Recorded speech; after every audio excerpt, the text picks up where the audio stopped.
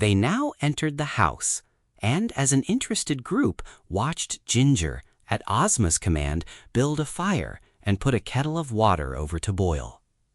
The ruler of Oz stood before the fire, silent and grave, while the others, realizing that an important ceremony of magic was about to be performed, stood quietly in the background so as not to interrupt Ozma's proceedings.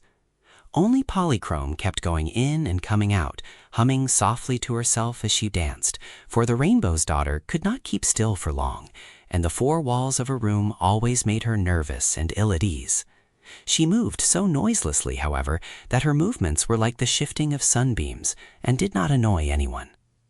When the water in the kettle bubbled, Ozma drew from her bosom 2 tiny packets containing powders.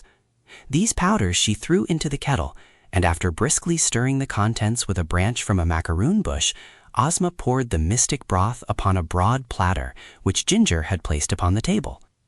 As the broth cooled, it became as silver, reflecting all objects from its smooth surface like a mirror. While her companions gathered around the table eagerly attentive, and Dorothy even held little Toto in her arms that he might see, Ozma waved her wand over the mirror-like surface.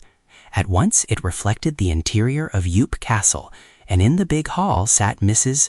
Yoop in her best embroidered silken robes, engaged in weaving a new lace apron to replace the one she had lost.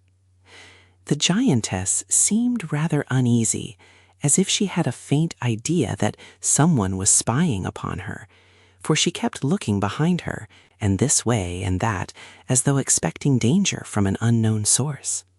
Perhaps some Yukuhu instinct warned her. Woot saw that she had escaped from her room by some of the magical means at her disposal after her prisoners had escaped her. She was now occupying the big hall of her castle as she used to do. Also, Woot thought, from the cruel expression on the face of the giantess, that she was planning revenge on them as soon as her new magic apron was finished. But Ozma was now making passes over the platter with her silver wand, and presently the form of the giantess began to shrink in size and to change its shape.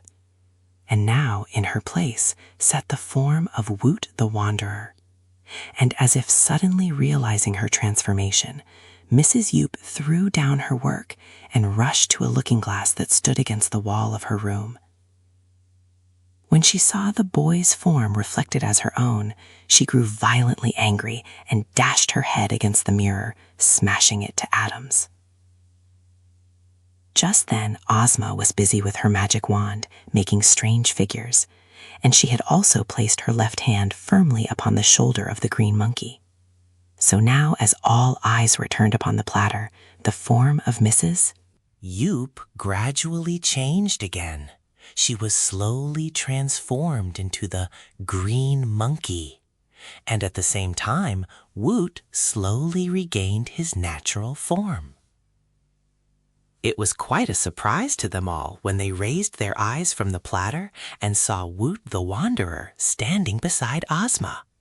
And when they glanced at the platter again, it reflected nothing more than the walls of the room in Ginger's house in which they stood. The magic ceremonial was ended, and Ozma of Oz had triumphed over the wicked giantess. "What will become of her, I wonder?" said Dorothy as she drew a long breath.